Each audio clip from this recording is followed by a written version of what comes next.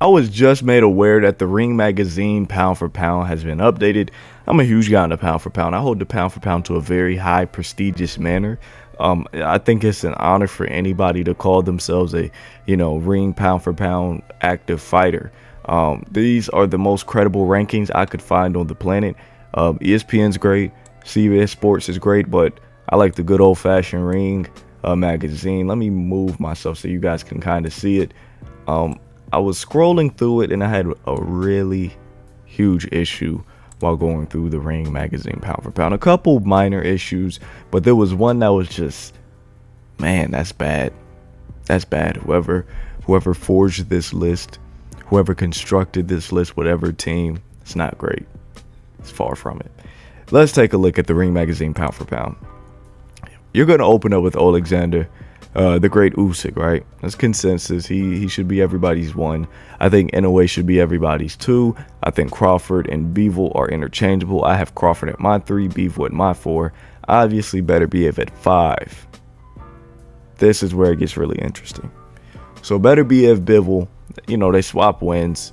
You got to give Bivol the edge over Beterbiev just because he has the more recent win. If Bivol beat Beterbiev first and Beterbiev came back and beat him, then it would be Beterbiev at 4. But now it's Bivol.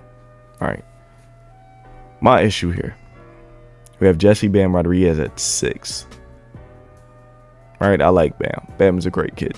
Amazing kid. I love that kid. Then we have Junto Nakatani at 7. So we're 7 spots in, and we don't have a Canelo Alvarez. That's a bit interesting. I want to know who's voting on this stuff. I want to know what y'all are seeing from Bam and Junto Nakatani that is just overshadowing what Canelo's been able to do in the last couple years. Let's scroll. Let's get the full list here. This is terrible. Terrible. When you look at Canelo, has he taken a step back? Has he been not fighting? I'm not even going to say Canelo just hasn't been fighting the guys he's supposed to be. He didn't fight Benavidez. That's it. That's literally it. He didn't fight Benavidez. Does that really warrant him dropping 5-6 spots? Not missing out on one big fight? That's insanity. When you lay it out on paper, right? Let's go all the way back from Bivol. That's 2022. He loses to Bivol, beats Golovkin. Golovkin's not a great win at that point, but it's whatever. He beats Ryder, the mandatory Ryder. He moves on. He beats undisputed pound for pound Jermell Charlo. Yes, he was moving up 2 weights, but same as Terrence Crawford, right? And we're giving him credit for the Crawford victory. Why not the undisputed, one of the greatest junior middleweights of all time in Jermell Charlo? So he beats Jermell Charlo. Is Charlo a guy I'm high on at 168? Absolutely not. But the fact is, Jermell Charlo was very accomplished. He was willing to take on the task, and Canelo outclassed him. That's an undisputed champion. He goes on, he fights Munguia. Munguia is not the greatest fighter. He's a top 3, top 5 guy in the division. Same with Berlanga. Berlanga is not the greatest fighter. Top 10 guy in the division, and same with William Skoll, not the greatest fighter, top 10 guy in the division. So he's defending the undisputed titles against guys in the top 10. Keyword, undisputed titles. These titles are undisputed. Not only is he doing that, and now he has the most undisputed title defenses in the 4-belt era, but the guy is about to fight Terrence Crawford. He's fighting twice a year, by the way. He's fighting in his, he started at 140, 147, 154, 60, 68. He's fighting in his 5th weight division, his 3rd division as a world champion. I don't get how Canelo's under Bam, and especially Junto Nakatani. Okay, Bam beat Estrada. I think Estrada was pretty good at that point. Estrada was old. Estrada hadn't fought since 2022, maybe. How much stock are we putting into that win? Bam is a 2-division, one-time unified lineal champion. How does that trump Canelo unifying 3 divisions, being lineal in all 3, and then going up to 175 and winning the title off Kovalev? I'm not seeing it. I don't like it. Like Bam, I could hear some argument for, but Nakatani's just no, hell no, not even close. Now, the reason why I'm saying Canelo easily over Bam, has Bam really been doing more work than Canelo in recent years? Has he? He beat Estrada, cool. He's not undisputed. He's not defending undisputed titles. He's not defending unified titles. So has he been putting in more work than Canelo? Is Estrada that much more or that much better than a guy in Jermell Charlo at that point? Is Estrada even boxing still? Does Estrada have any plans on returning to the ring? Estrada's not an old guy, but for the point he's at in his career, he's not great anymore. He's not the El Gallo we used to know. That's the questions I have. My other minor issues here. Benavidez could be top 10. I'm really trying to sit here and think. It'll probably be better for Teofimo Lopez to be there.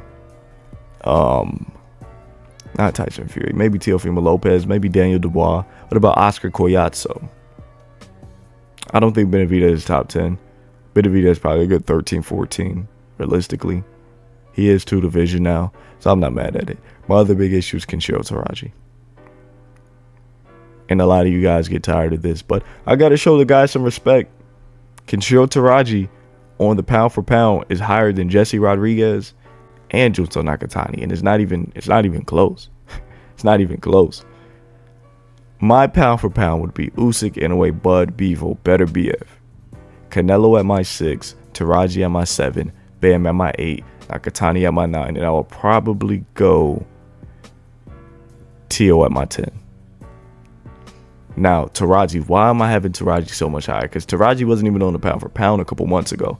The guy is 2 division unified. He's unified 2 divisions. He's arguably the greatest junior flyweight of all time, defending the unified title 16 times. He's been fighting at a world championship level since Jesse Bam Rodriguez has been in high school.